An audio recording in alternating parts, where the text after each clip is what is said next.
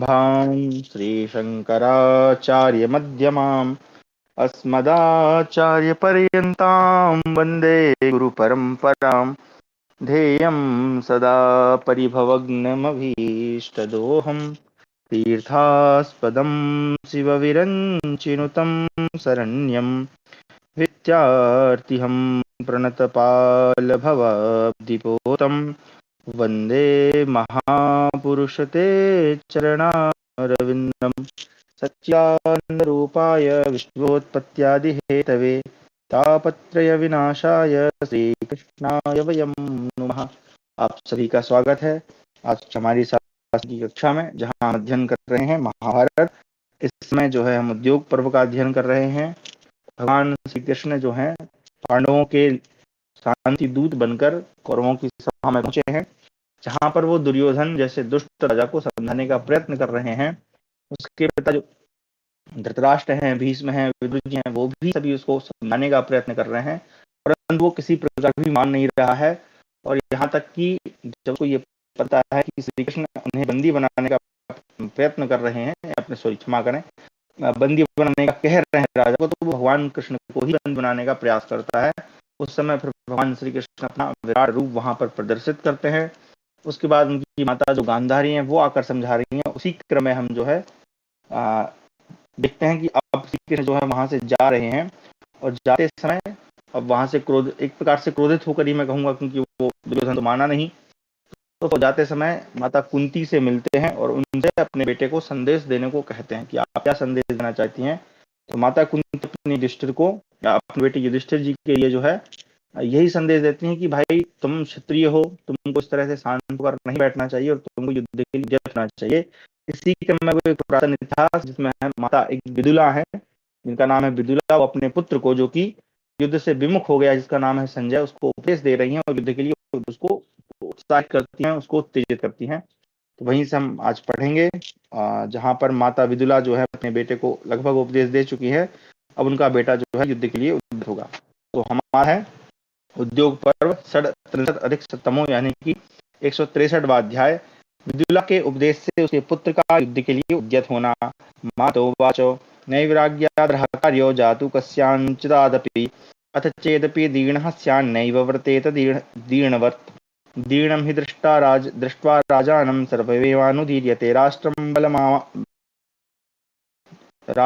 बलमामात्याश्च कुर्वन्ति मे मतिः शत्रूनेके प्रपद्यन्ते प्रहत्ये पदे पुनः अन्ये तु प्रजिहीर्षन्ति ये पुरस्ताभिमानिताः। मातोवाच, माता बोली, पुत्र कैसी भी आपत्ति क्यों ना आ जाए, राजा को कभी भयभीत नहीं होना चाहिए या घबराना नहीं चाहिए। यदि वह डरा हुआ तो क्षमा करें, यदि वह डरा हुआ हो तो भी डरे हुए किसान को बर्ताव न करे।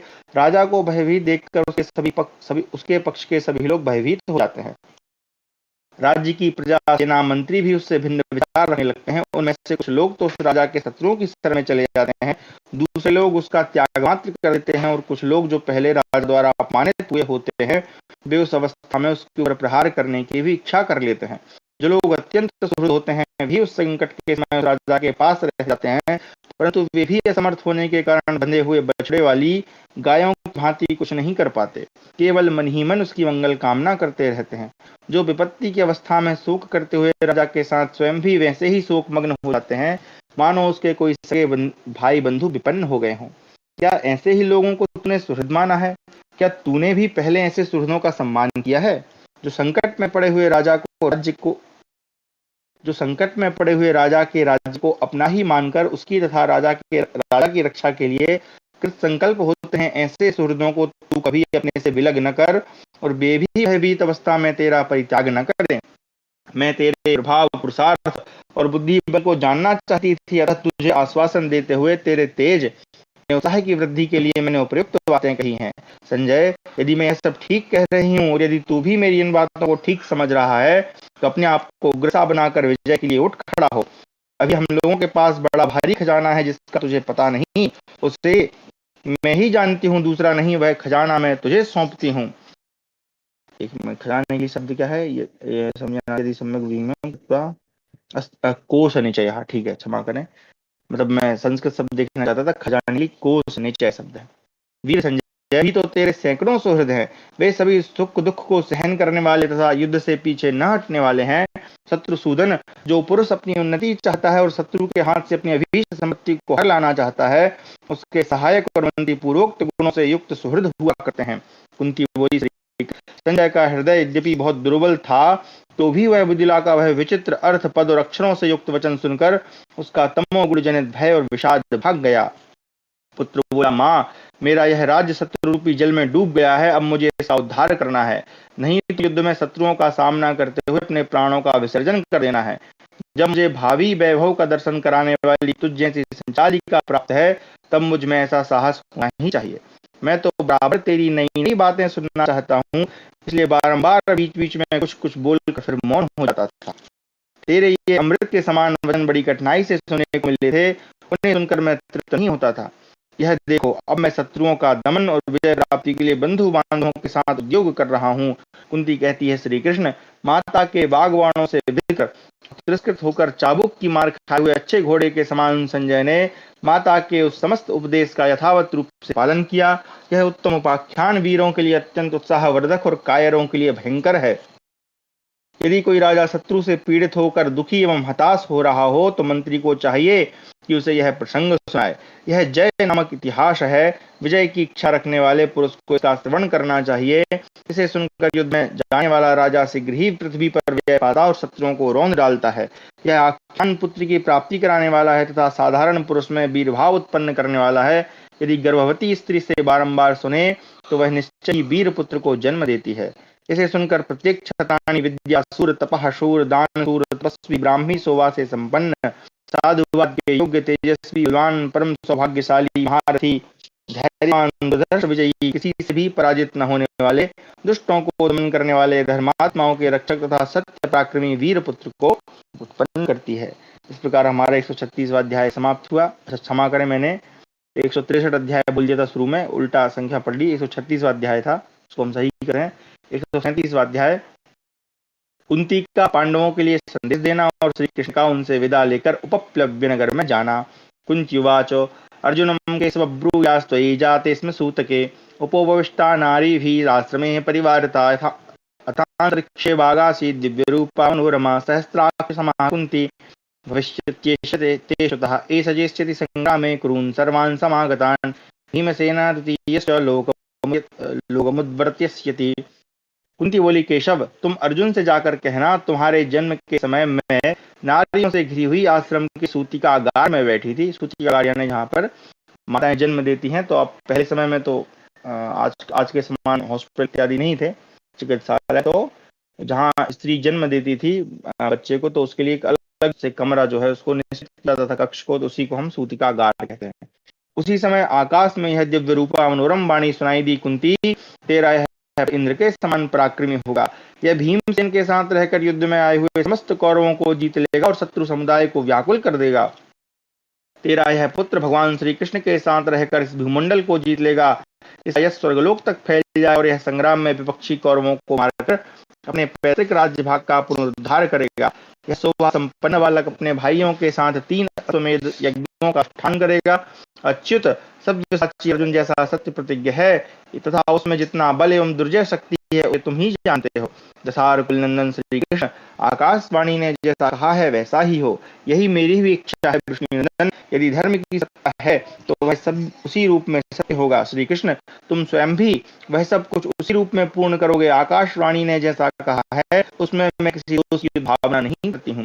मैं तो उस महान धर्म को नमस्कार करती हूँ, क्योंकि धर्म ही समस्त प्रजा को धारण करता है। तुम अर्जुन से तथा युद्ध के लिए सदा उद्यत रहने वाले भीमसेन से भी जाकर कहना, क्षत्राणी जिसके लिए पुत्र को जन्म दी है, उसका यह उपयुक्त अवसर आ गया। श्रेष्ठ मनुष्य किसी से बैर ठन जाने पर उत्साहहीन नहीं होते। शत्रुदमन श्री कृष्ण, तुम्हें भीमसेन का विचार तो सदा से ही आता है। जब तक शत्रुओं का अंत नहीं कर लेगा तब तक शांत नहीं होगा। माधव श्री कृष्ण, तुम सब धर्मों को विशेष रूप से जानने वाली महात्मा पांडु की पुत्र वधु कल्याण में यशस्विनी द्रौपदी से कहना, बेटी, तू परम सौभाग्यशाली यशस्वी कुल में उत्पन्न हुई है। तूने मेरे सभी पुत्रों के साथ जो धर्मानुसार यथोचित बर्ताव किया है, यह तेरे ही है। पुरुषोत्तम, तदनंतर क्षत्रिय धर्म में तत्पर रहने वाले दोनों माद्री कुमारों से भी मेरा यह संदेश कहना, वीरो, तुम प्राणों की बाजी लगाकर भी अपने पराक्रम से प्राप्त हुए भोगों का ही उपभोग करो। क्षत्रिय धर्म से निर्वाह करने वाले मनुष्य के मन को पराक्रम द्वारा प्राप्त किए हुए ही पदार्थ सदा संतुष्ट रखते हैं। पांडवों, सब प्रकार से धर्म की वृद्धि करने वाले तुम सब लोगों के देखते देखते द्रौपदी को जो कटु वचन सुने गए हैं, उन्हें कौन भी क्षमा कर सकता है। श्री कृष्ण, मुझे राज्य के छिन जाने का उतना दुख नहीं है, जुए में हारने और पुत्रों के वनवास होने का भी मेरे मन में उतना महान दुख नहीं है, परंतु भरी सभा में मेरी सुंदरी युवती पुत्र वधु द्रौपदी ने रोते हुए जो दुर्योधन के कटु वचन सुने थे, वही मेरे लिए महान दुख का कारण बन गया है। क्षत्रिय धर्म में सदा तत्पर रहने वाली मेरी सर्वांग सुंदरी सती साध्वी बहु कृष्णानंदन और रसलावस्था में थी। वह सब प्रकार से सनाथ थी, तो भी उस दिन कौरव सभा में उसे कोई रक्षक नहीं मिला, अर्थात वह अनाथ सी रोती हुई अपमान सह रही थी। महाबाहो, समस्त शस्त्रधारियों में श्रेष्ठ पुरुष सिंह अर्जुन से कहना कि द्रौपदी के इच्छित पथ पर चलो। श्री कृष्ण, तुम तो अच्छी तरह जानते ही हो कि भीमसेन और अर्जुन पित हो जाएं तो यमराज तथा अंतक के समान भयंकर हो जाते हैं और देवताओं को भी यमलोक पहुंचा सकते हैं। जुए के समय द्रौपदी को जो सभा में जाना पड़ा और कौरव वीरों के सामने ही दुर्योधन और दुशासन ने जो उसे गालियां दी, वह सब भीमसेन और अर्जुन का ही तिरस्कार है। मैं पुनः उसका याद दिला देती हूँ। जनार्दन, तुम मेरी ओर से द्रौपदी और पुत्रों सहित पांडवों से कुशल पूछना और फिर मुझे भी कुशल बताना। जाओ, तुम्हारा मार्ग मंगलमय हो, मेरे पुत्रों की रक्षा करना। वैशंपायन जी कहते हैं, जन्मेजय, तदनंतर महाबाहु श्री कृष्ण ने कुंती देवी को प्रणाम करके उनकी परिक्रमा भी की, फिर सिंह के समान मस्तानी चाल से वहां से निकल गए। फिर भीष्म आदि प्रधान कुरुवंशियों को उन्होंने विदा कर दिया और कर्ण को रथ पर बिठाकर सात्यकी के साथ वहां से प्रस्थान किया। है कर्ण को रथ पर बिठाकर, कर्णम प्रयात अच्छा। दशार कुलभूषण श्री कृष्ण के चले जाने पर सब कौरव आपस में मिले और उसके अत्यंत अद्भुत एवं महान आश्चर्यजनक वैभव की चर्चा करने लगे। वे बोले, यह सारी पृथ्वी मृत्यु पास में आबद्ध हो मोहाच्छन्न हो गई, जान पड़ता है दुर्योधन की मूर्खता से इसका विनाश हो जाएगा।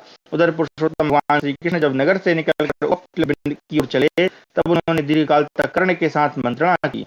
फिर राधानंदन कर्ण को विदा करके संपूर्ण यदुकुल को आनंदित करने वाले श्री कृष्ण ने तुरंत ही बड़े वेग से अपने रथ के घोड़े हंकवाए।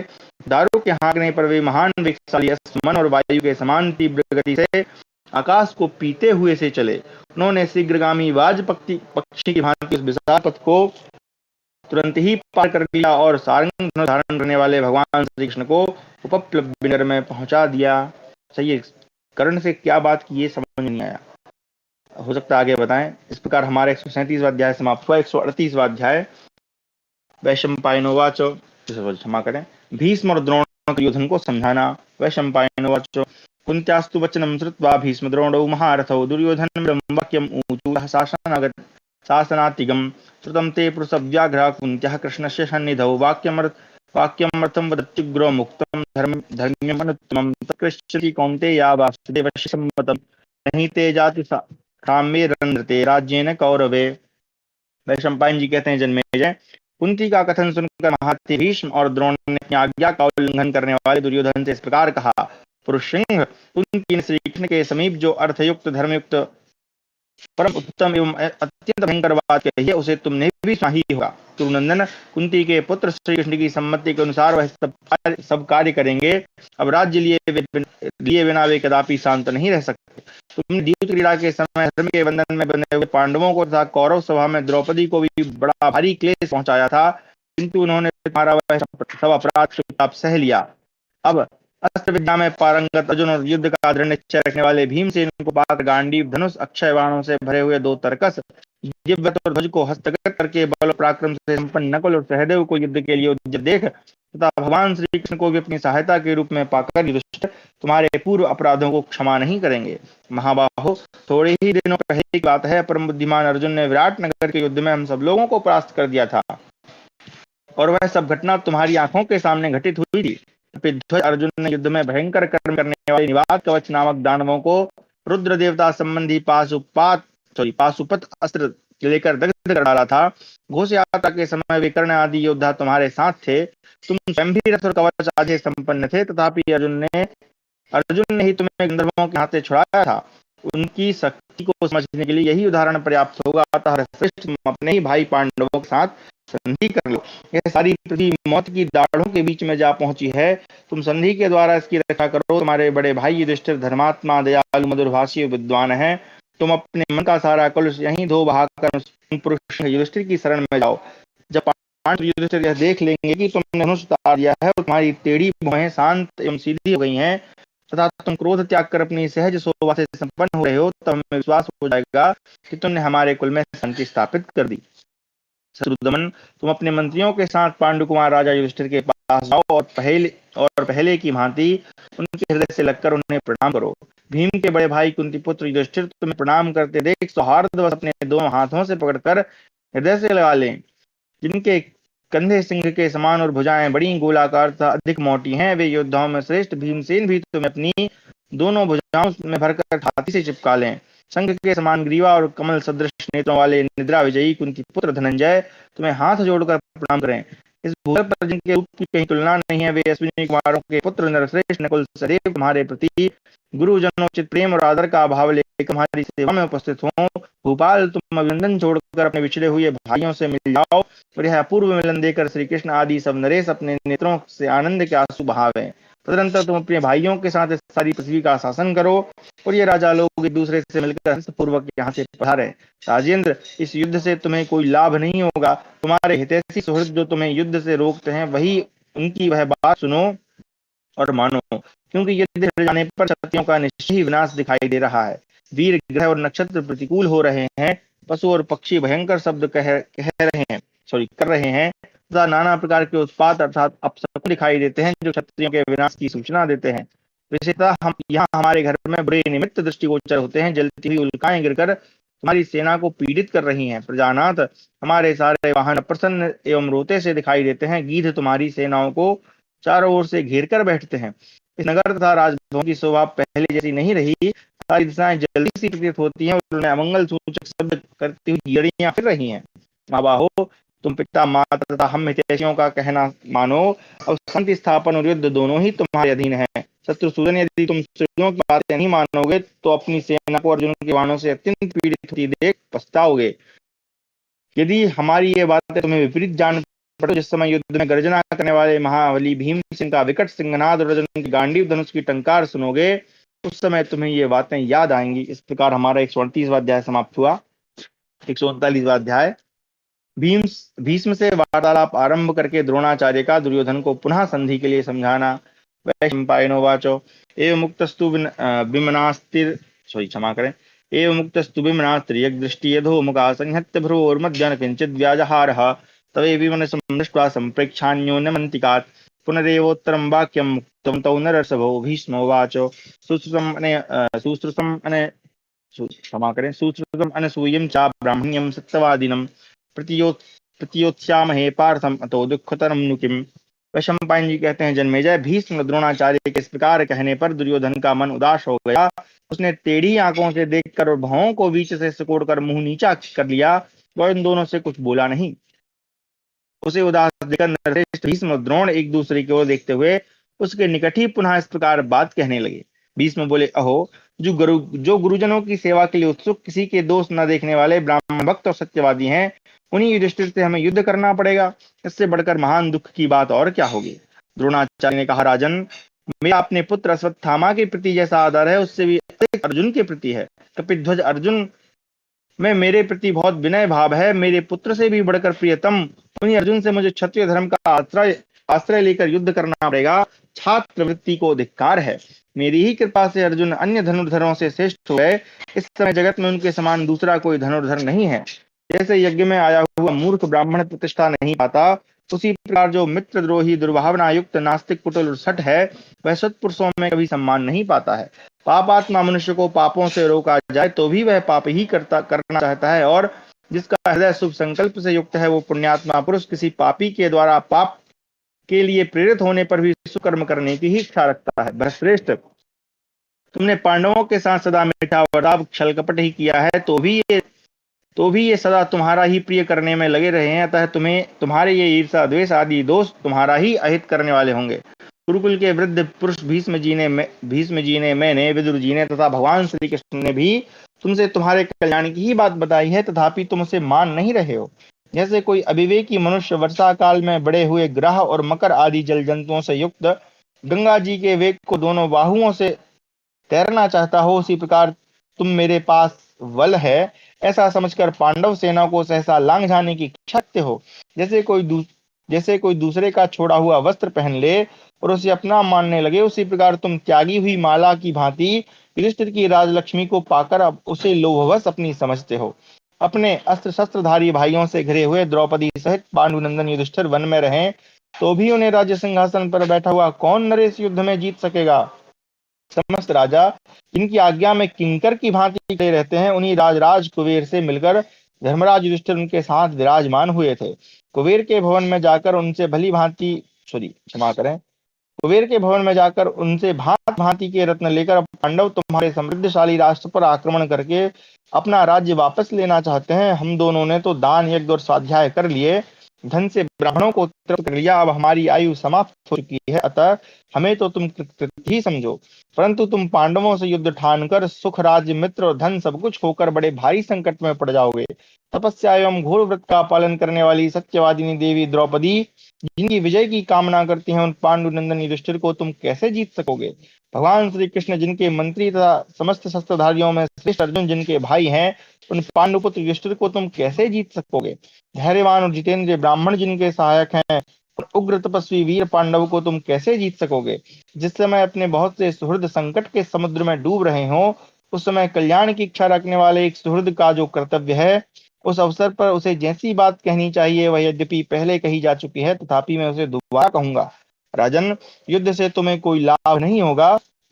तुम कुरुकुल की वृद्धि के लिए उन वीर पांडवों के साथ संधि कर लो, पुत्रों मंत्रियों तथा सेनाओं सहित यमलोक में जाने की तैयारी न करो। इस प्रकार हमारा जो है 139वां अध्याय समाप्त हुआ। 140वां अध्याय भगवान श्री कृष्ण का कर्ण को पांडव पक्ष में आ जाने के लिए समझाना। ये कब, अच्छा वो मुझे लग रहा है वो जो बात है ना, वही बात होगी। धृतराष्ट्रोवाच राजपुत्र ही परिवृतस्तथा भृत्यस्य संजया उपारोप्यर्थे कर्णं निर्यातो मधुसूदन किमब्रवीद मे सॉरी किमब्रवीत येमात्मा राधेयं परवीरः कानि सान्त्वन् गोविन्दः सूतपुत्रे प्रयुक्तवान् उद्यन्मेघस्वनः काले कृष्णाकर्णम् अथाब्रवीत् मृदु वा यदि वा तीक्ष्णं तन्ममा चक्षु संजय। धृतराष्ट्र ने पूछा, संजय, राजपुत्रों तथा सेवकों से घिरे हुए शत्रुवीरों का संहार करने वाले अप्रमेय स्वरूप भगवान श्री कृष्ण जब राधा नंदन कर्ण को रथ पर बिठाकर हस्तिनापुर से बाहर निकल गए, तब उन्होंने उससे क्या कहा। गोविंद ने सुपुत्र कर्ण को क्या सांत्वनाएं दी। संजय, मेघ के समान गंभीर स्वर से बोलने वाले भगवान श्री कृष्ण ने उस समय कर्ण से जो मधुर अथवा कठोर वचन कहा हो, वह सब मुझे बताओ। संजय बोले, भारत, अप्रमेय स्वरूप मधुसूदन श्री कृष्ण ने राधानंदन कर्ण से जो तीक्ष्ण मधुर प्रिय धर्म सम्मत सत्य हितकर एवं हृदय ग्राह्य बातें क्रमशः कही थी, उन सबको आप मुझे सुनिए। श्री कृष्ण ने कहा, राधानंदन, तुमने वेदों के पारंगत ब्राह्मणों की उपासना की है। तत्व ज्ञान के लिए संयम नियम से रहकर दोष दृष्टि का परित्याग करके उन ब्राह्मणों से अपनी शंकाएं पूछिए। कर्ण, सनातन वैदिक सिद्धांत क्या है, इसे तुम अच्छी तरह जानते हो। धर्मशास्त्रों के सूक्ष्म विषयों के भी तुम परिनिष्ठित विद्वान हो। ये कुछ ज्यादा तारीफ नहीं हो रही इसकी। कर्ण, कन्या के गर्भ से जो पुत्र उत्पन्न होता है उसके दो भेद बताए जाते हैं, कानीन और सहोड़। जो विवाह पहले उत्पन्न होता है वह कानीन है। एक सेकंड रुकिए, आपका कॉल लगा के देख लो कहाँ। अरे यार, ठीक है, क्षमा करें।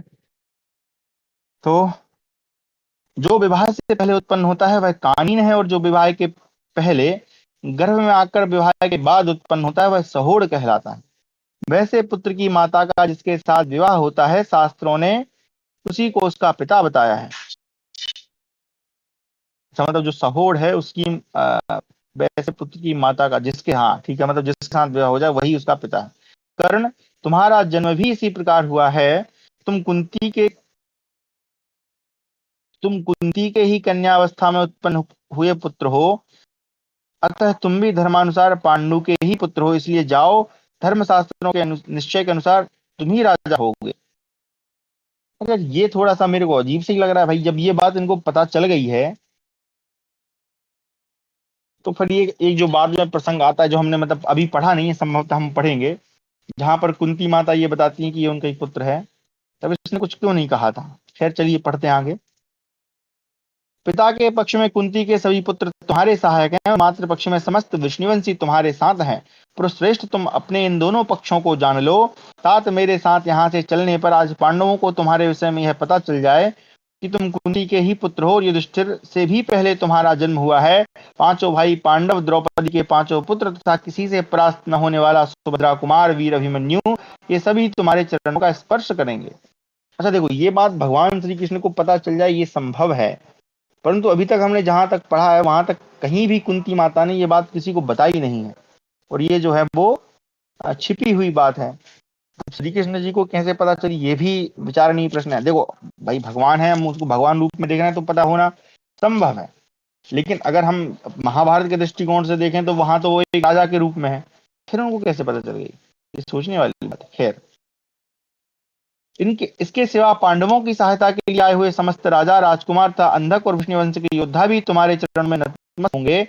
बहुत से राजपुत्र और राजकन्याएं तुम्हारे लिए सोने चांदी तथा मिट्टी के बने हुए कलश, औसत समूह तथा सब प्रकार के बीज, संपूर्ण रत्न और लता आदि अभिषेक सामग्री लेकर आएंगे।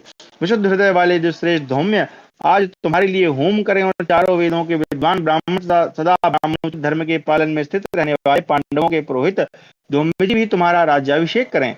इसी प्रकार पांचों भाई पुरुष सिंह पांडव, द्रौपदी के पांचों पुत्र, पांचाल और चेदी देश के नरेश तथा मैं, ये सब लोग तुम्हें पृथ्वी पालक सम्राट के पद पर अभिषिक्त करेंगे। कठोर व्रत का पालन करने वाले धर्मपुत्र धर्मात्मा कुंती नंदन राजा युधिष्ठिर तुम्हारे युवराज होंगे, जो हाथ में श्वेत चवर लिए तुम्हारे रथ पर पीछे बैठेंगे। और महाबली कुंती कुमार भीमसेन राज्याभिषेक होने के पश्चात तुम्हारे मस्तक पर महान श्वेत छत्र धारण करेंगे। तो ये थोड़ा सा डाउटफुल लग रहा है कि ये भगवान श्री कृष्ण इस तरह से कैसे बोल सकते हैं, क्योंकि अभी थोड़ी देर पहले ही उनको वो बोल करने के बारे में तो बहुत अच्छे से जानते हैं। ये थोड़ा सा इसको देखना पड़ेगा क्रिटिकल एडिशन में इसका क्या है ना। कोई अगर हो जिसके पास क्रिटिकल एडिशन की एक्सेस हो या कोई लिंक वगैरह हो तो मुझे जरूर दीजिएगा, मैं जरूर देखना चाहूंगा, या किसी दूसरे उसका क्या बोलते हैं अपने दूसरे संस्करण का, क्योंकि मुझे ये संभवतः लग रहा है कि ये अलग से ही जोड़ा गया है, क्योंकि इस तरह की बात श्री कृष्ण भगवान नहीं कह सकते हैं। सैकड़ों क्षुद्र घंटिकाओं की सुमधुर ध्वनि से युक्त, व्याघ्र चर्म से आच्छादित तथा श्वेत घोड़ों से जुते हुए तुम्हारे रथ को अर्जुन सारथी बनकर हाँकेंगे, और अभिमन्यु सदा तुम्हारी सेवा के लिए निकट खड़ा रहेगा।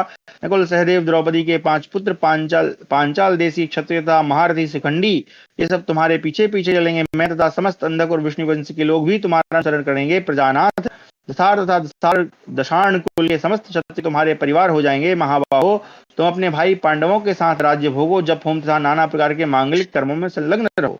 द्रवण, कुंतल, आंध्र, तालचर, चूचुप तथा बेणुप देश के लोग तुम्हारे अग्रगामी सेवक हों। सूत, मागध और बंदीजन नाना प्रकार की स्तुतियों द्वारा तुम्हारा यशोगान करें, और पांडव लोग महाराज वसुसेन कर्ण की विजय घोषित कर दें। अच्छा, महाराज वसुसेन कर्ण, उसको वसुसेन क्यों कहा गया है।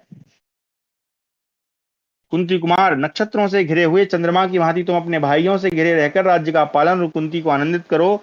तुम्हारे मित्र प्रसन्न और शत्रुओं के मन में व्यथा हो। कर्ण, आज से अपने भाई पांडवों के साथ तुम्हारा एक अच्छे बंधु की भांति स्नेहपूर्ण वर्ताव हो। इस प्रकार हमारा 140वां अध्याय समाप्त हुआ। 141वां अध्याय, कर्ण का दुर्योधन के पक्ष में रहने का निश्चित विचार करना। तो निश्चित विचार का प्रतिपादन करते हुए समर यज्ञ के रूपक का वर्णन करना। समर यज्ञ का रूपक दे रहे हैं आप, ठीक है। कर्णोवाच, असंशयं सौहृदान्मे प्रणयाच्चात्वकेशव, संख्येन चैव वार्ष्णेय श्रेयस्कामतये च। सर्वं चैवाभिजानामि पाण्डव पुत्रोऽस्मि धर्मता, निश्चयात् धर्मशास्त्राणां यथा त्वं कृष्ण मन्यसे। कन्यागर्भं समादत्त भास्करान् मम जनार्दन, आदित्यवचनाच्चैव जातं माम विसर्जयत्। कर्ण ने कहा, केशव, अपने आपने सौहार्द, प्रेम, मैत्री और मेरे हित की इच्छा से जो कुछ कहा वह निसंदेह ठीक है। श्री कृष्ण, जैसा कि आप मानते हैं, धर्मशास्त्रों के निर्णय के अनुसार मैं धर्मतः पांडु का ही पुत्र हूँ। इन सब बातों को मैं अच्छी तरह जानता और समझता हूँ। जनार्दन, कुंती ने कन्यावस्था में भगवान सूर्य के संयोग से मुझे गर्भ में धारण किया था, और मेरा जन्म हो जाने पर उन सूर्य देव की आज्ञा से ही मुझे जल में विसर्जित कर दिया था। श्री कृष्ण, इस प्रकार मेरा जन्म हुआ है, अतः मैं धर्मतः पांडु का ही पुत्र हूँ, परंतु कुंती देवी ने मुझे इस तरह त्याग दिया जिससे मैं सकुशल नहीं रह सकता था। मधुसूदन, उसके बाद अधिरथ नामक सूत मुझे जल में देखते ही निकालकर अपने घर ले आए और बड़े स्नेह से मुझे अपनी पत्नी राधा की गोद में दे दिया। उस समय मेरे प्रति अधिक स्नेह होने के कारण राधा के स्तनों में तत्काल दूध उतर आया। ये भी थोड़ी सोचनीय बात। कैसे आ सकता है भाई? जिस माता को कभी गर्भ ही नहीं हुआ, उसको कैसे दूध आ सकता है? माधव, उस अवस्था में उसी ने मेरा मलमूत्र उठाना स्वीकार किया था तथा धर्मशास्त्रों के श्रवण में तत्पर रहने वाला मुझ जैसा धर्मज्ञ पुरुष राधा के मुख का ग्रास कैसे छीन सकता है, अर्थात उसका पालन पोषण न करके उसे त्याग देने की क्रूरता कैसे कर सकता है? अधिरथ सूद भी मुझे अपना पुत्र ही समझते हैं और मैं भी सौहार्दवश उन्हें सदा से अपना पिता ही मानता आया हूँ। माधव, उन्होंने मेरे जातकर्म आदि संस्कार करवाए तथा जनार्दन, उन्होंने ही पुत्र प्रेम बस शास्त्रीय विधि से ब्राह्मणों द्वारा मेरा नाम वसुषेण रखवाया था। इसके पिता ने इसको नाम दिया वसुषेण। श्री कृष्ण, मेरी युवावस्था होने पर अधिरथ सूत ने जाति की कई कन्याओं के साथ मेरा विवाह करवाया है। भार्याश्चोढ़ा मय प्राप्ते यौवने तत्परिग्रहात् तासु भार्याः, यहाँ पे बहुवचन में लिखा है, मतलब कई कन्याओं के साथ विवाह करवाया। अब उनसे मेरे पुत्र और पौत्र भी पैदा हो चुके हैं। जनार्दन, उन स्त्रियों में मेरा हृदय काम भाव से आसक्त रहा है। तो इस बात को थोड़ा नोटिस करिए, क्योंकि मुझे लग रहा है कि आगे कहीं हमको ये पता ना चले कि इसका विवाह ही नहीं हुआ हो, क्योंकि अभी तक कहीं चर्चा हुई नहीं इसकी, है ना। खैर चलिए। गोविंद, अब मैं संपूर्ण पृथ्वी का राज्य पाकर स्वर्ण की राशियां लेकर अथवा हर्ष या भय के कारण भी वह संबंध मिथ्या नहीं करना चाहता। श्री कृष्ण, मैंने दुर्योधन का सहारा पाकर धृतराष्ट्र के कुल में रहते हुए 13 वर्षों तक कंटक राज्य का उपभोग किया है। वहां मैंने सूतों के साथ मिलकर बहुत से यज्ञों का अनुष्ठान किया है तथा उन्हीं के साथ रहकर अनेकानेक कुल धर्म एवं वैवाहिक कार्य संपन्न किए हैं। वृष्णिनंदन श्री कृष्ण, दुर्योधन ने मेरे ही भरों मेरे ही भरों से हथियार उठाने तथा पांडवों के साथ विग्रह करने का साहस किया। मेरे भर यानी मेरी सहायता कह सकते हैं।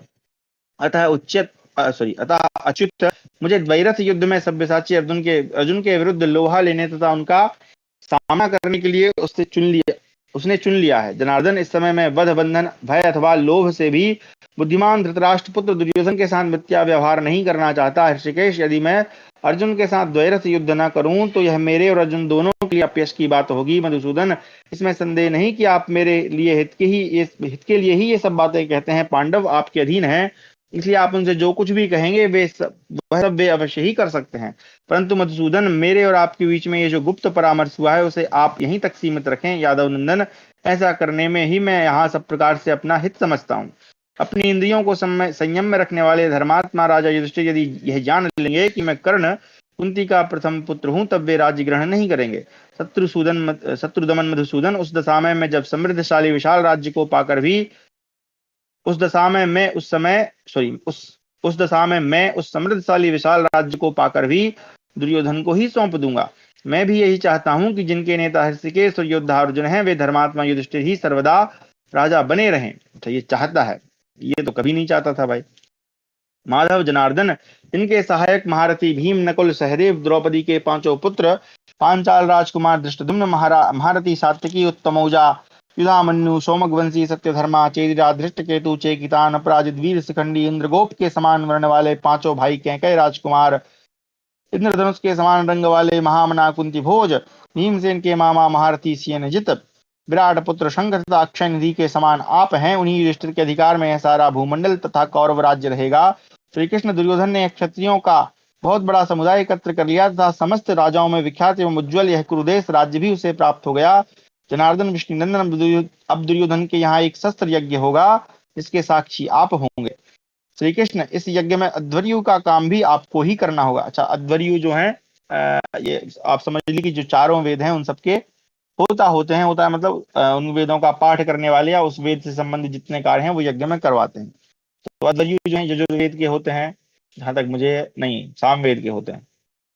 ये देखो, ऋग्वेद के होता मतलब ऋग्वेद के जो होता है वो होते ही हैं, यजुर्वेद के अध्वर्यु, साम के उद्गाता, और हाँ ठीक है, साम के उद्गाता होते हैं, और अथर्ववेद के ब्रह्मा होते हैं। तो अध्वर्यु यानी जो यजुर्वेद है उसके होता। तो तो इस यज्ञ में अध्वर्यु का काम भी आपको ही करना होगा। कवच आदि से सज्जित कपिध्वज अर्जुन इसमें होता बनेंगे। गांडीव होता मतलब जो यजुर्वेद के हैं। गांडीव धनुष स्त्रुवा का काम करेगा और विपक्षी वीरों का पराक्रमी हवनीय घृत होगा। माधव, सब्यसाची अर्जुन द्वारा प्रयुक्त होने वाले ऐन्द्र, पाशुपत, ब्राह्मण और स्थूणा, कर्ण आदि अस्त्र ही वेद मंत्र होंगे। सुभद्रा कुमार अभिमन्यु भी अस्त्र विद्या में ही अपने पिता का ही अनुसरण करने वाला अथवा पराक्रम में उनसे भी बढ़कर वह शस्त्र यज्ञ में उत्तम स्त्रोत गान यानी उद्गात्री कर्म यानी जो साम वेद है उसके की पूर्ति करेगा। अभिमन्यु ही उद्गाता और महाबली नरश्रेष्ठ भीमसेन ही प्रस्तोता होंगे, जो रणभूमि में गर्जना करते हुए शत्रु पक्ष के हाथियों की सेना का विनाश कर डालेंगे। वे धर्मात्मा राजा युधिष्ठिर जता सदा जप और होम में संलग्न रहकर उस यज्ञ में ब्रह्मा का कार्य संपन्न करेंगे। मधुसूदन, शंख, मुरज तथा भेरियों के शब्द और उच्च उच्च स्वर से किए हुए सिंहनाद ही सुब्रह्मण्य नाद होंगे। माद्री के यशस्वी पुत्र महापराक्रमी नकुल सहदेव उसमें भली भांति सामित्र कर्म का संपादन करेंगे। गोविंद जनार्दन, विचित्र ध्वज वर्णों से शोभित निर्मल पंक्तियां ही इस रण यज्ञ में यूपों का काम करेंगी। करणी, नालीक, नाराच और वत्सदंत आदि बाण उपब्रह्मण सोमाहुति के साधन भूत चमस आदि पात्र होंगे। तोमर, सोम कलश का और धनुष पवित्री का काम करेंगे। श्री कृष्ण, उस यज्ञ में खड्ग ही कपाल, शत्रुओं के मस्तक ही पुरोडास तथा ही भविष्य होंगे। निर्मल शक्तियां और गदाएं सब और बिखरी बिखरी हुई समिधाएं होंगी। द्रोण और कृपाचार्य के शिष्य ही सदस्य का कार्य करेंगे। गांडीवधारी अर्जुन के छोड़े हुए तथा द्रोणाचार्य, अश्वत्थामा तथा अन्य महारथियों के चलाए हुए बाण यज्ञ कुंड के सबोर बिछाए जाने वाले कुशों का काम देंगे। सात्विकी प्रतिष्ठाता यानी अध्वर्यु के दूसरे सहयोगी का कार्य, हाँ उसके मतलब सहयोगी का कार्य करेंगे। धृतराष्ट्र पुत्र दुर्योधन इस रण यज्ञ की दीक्षा लेगा, उसकी विशाल सेना ही यजमान पत्नी का काम करेगी। महाबाहो, इस महायज्ञ का अनुष्ठान आरंभ हो जाने पर उसके अति यात्र याग में यानी जो यज्ञ का एक नाम है अथवा आधी रात के समय महाबली घटोत्कच सामित्र कर्म करेगा। श्री कृष्ण ने जो स्रोत यज्ञ के आरंभ में ही साक्षात अग्निकुंड से प्रकट हुआ था, वह प्रतापी वीर धृष्टद्युम्न इस यज्ञ की दक्षिणा का कार्य संपादन करेगा। श्री कृष्ण, मैंने जो धृतराष्ट्र पुत्र दुर्योधन का प्रिय करने के लिए पांडवों को बहुत से कटुवचन सुनाए हैं, उस अयोग्य कर्म के कारण आज मुझे बड़ा पश्चाताप हो रहा है। वाह, काय का पश्चाताप रे श्री कृष्ण, जब आप सब्यसाची अर्जुन के हाथ से मुझे मारा गया देखेंगे, उस समय इस यज्ञ का पुनश्चित्ती कर्म यानी यज्ञ के अनंतर किए जाने वाला चयनारंभ संपन्न होगा। जब पांडुनंदन भीमसेन सिंहनाद करते हुए दुशासन का रक्तपान करेंगे, उस समय इस यज्ञ का सुत्य यानी सोमाभिषव, सोम का अभिषेक जो होता है वो कर्म पूरा होगा। जनार्दन, जब दोनों पांचाल राजकुमार धृष्टद्युम्न, शिखंडी, द्रोणाचार्य और भीष्म को मार गिराएंगे, उस समय इस रण यज्ञ का अवसान यानी बीच बीच में होने वाला विराम कार्य संपन्न होगा। माधव, जब महाबली भीमसेन दुर्योधन का वध करेंगे, उस समय धृतराष्ट्र पुत्र का प्रारंभ किया हुआ यह यज्ञ समाप्त हो जाएगा। केशव, जिनके पति पुत्र और संरक्षक मार दिए गए हों, वे धृतराष्ट्र के पुत्रों और पौत्रों की बहुएं जब गांधारी के साथ एकत्र होकर कुत्तों, गीधों और कुकुर पक्षियों से भरे हुए सम्रांगण में रोती हुई विचरेंगी, जनार्दन, वही इस यज्ञ का अभृत स्नान होगा। क्षत्रिय श्रोमणी मधुसूदन, तुम्हारे शांति स्थापन के प्रयत्न से कहीं ऐसा न हो कि वृद्ध क्षत्रिय गण व्यर्थ मृत्यु को प्राप्त हो, अर्थात युद्ध में शस्त्रों से होने वाली मृत्यु से वंचित रह जाएं। केशव, कुरुक्षेत्र तीनों लोगों के लिए परम पुण्यतम तीर्थ है, वह समृद्धशाली क्षत्रिय समुदाय वहीं जाकर शस्त्रों के आघात से मृत्यु को प्राप्त हो।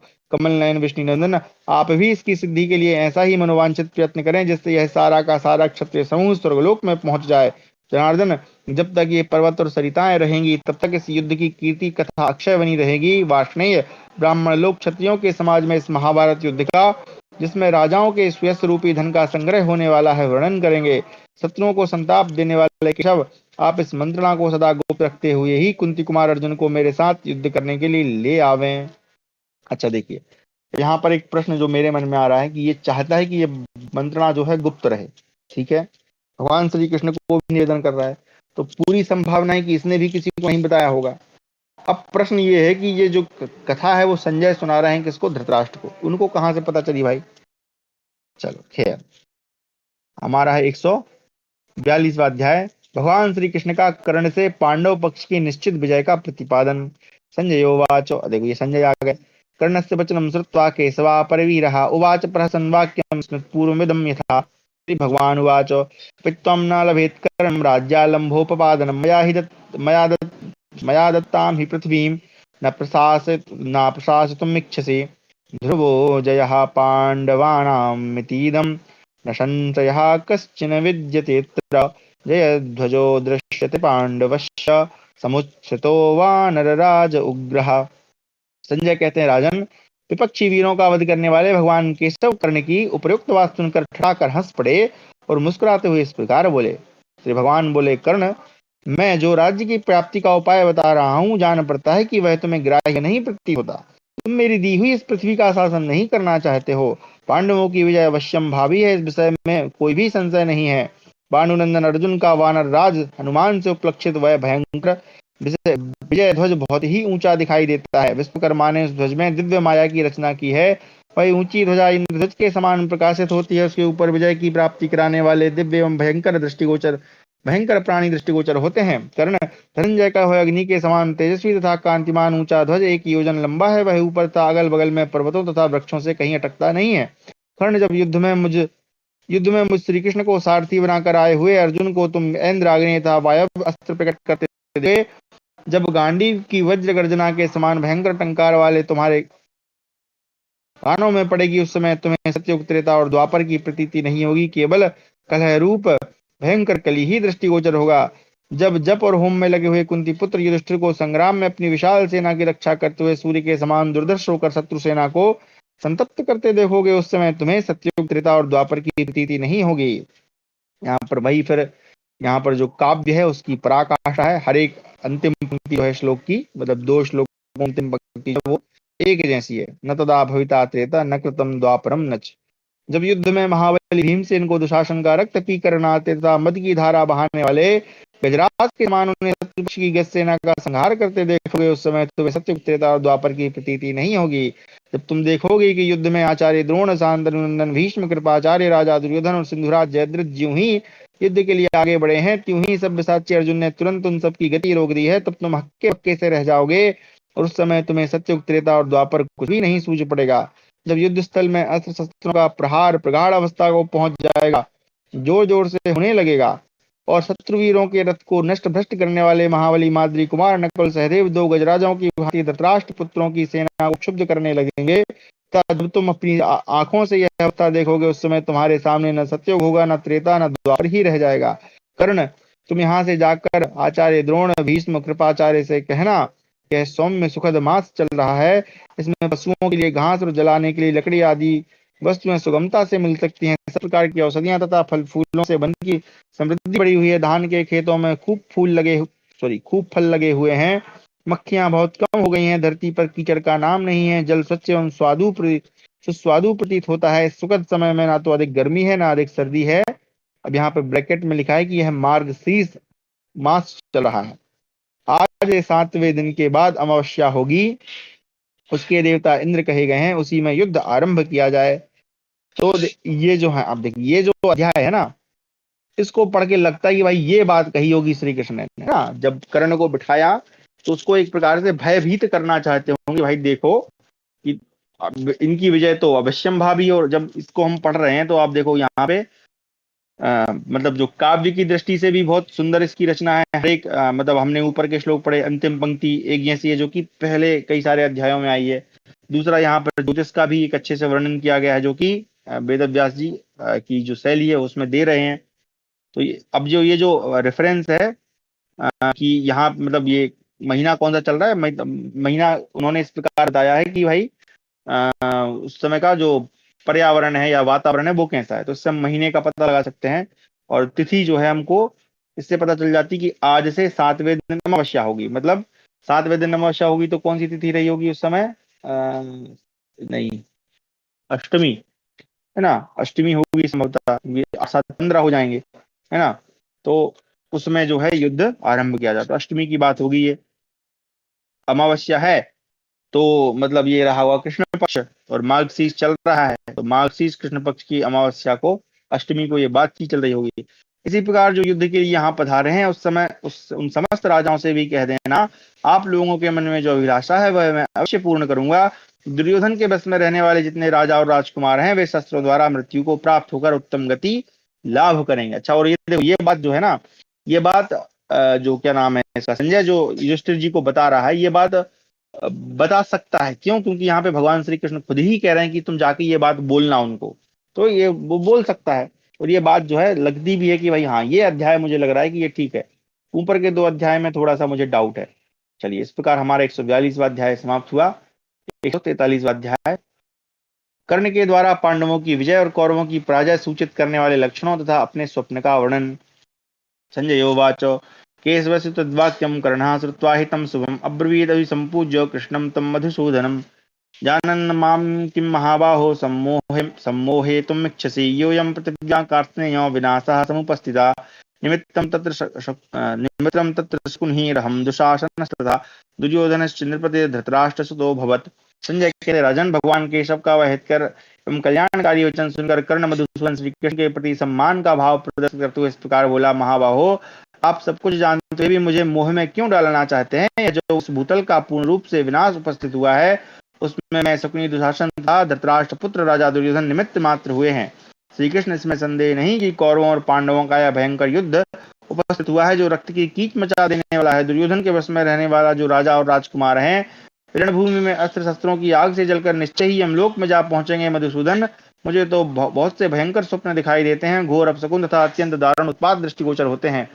नंदन, वे रोंगटे खड़े कर देने वाले विविध उत्पात मानव दुर्योधन की पराजय और युधिष्ठिर की विजय घोषित करते हैं। महातेजस्वी यह तीक्ष्ण ग्रह शनैश्चर प्रजापति संबंधी रोहिणी नक्षत्र को पीड़ित करते हुए जगत के प्राणियों को अधिक से अधिक पीड़ा दे रहे हैं। हाँ देखिए, इससे भी जो है हम जो है रेफरेंस ले सकते हैं कि उस समय जो महाभारत का युद्ध है वो किस समय आरंभ हुआ होगा। अपने क्या बोलते हैं, ये जो अपनी जो सनातनी सेना है, इसमें अपने एक वो हैं विज्ञान दर्शन जी, और क्या नाम उनका, सनातन रिवील जी, उनके उसमें स्ट्रीम में एक आते हैं गोविंद जी।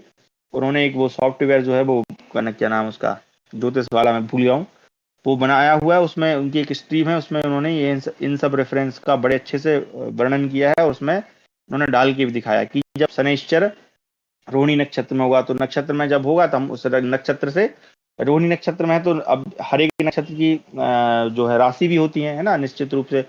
हमारी कुछ दिनों पहले ज्योतिष की क्लास भी चलती थी, तो उससे हम पता चल जाएगा कि शनिश्चर जो है वो किस राशि में है।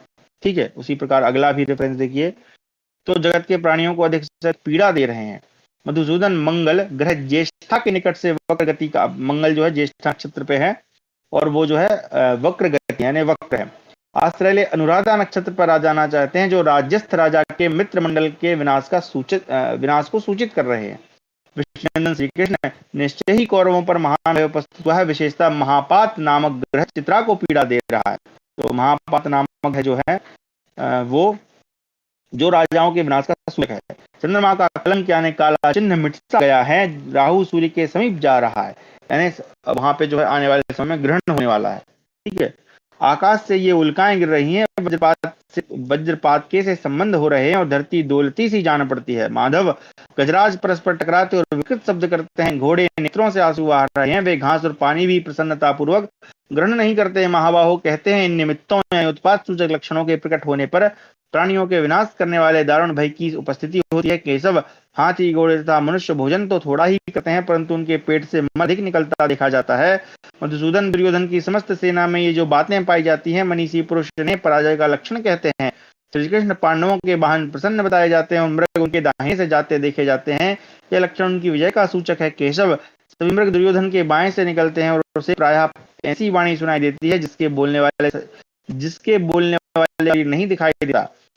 यह उसकी पराजय का चिन्ह है। मोर शुभ शकुन सूचित करने वाले मुर्गे, हंस, सारस, चातक तथा चकोरों के समुदाय पांडवों का अनुसरण करते हैं।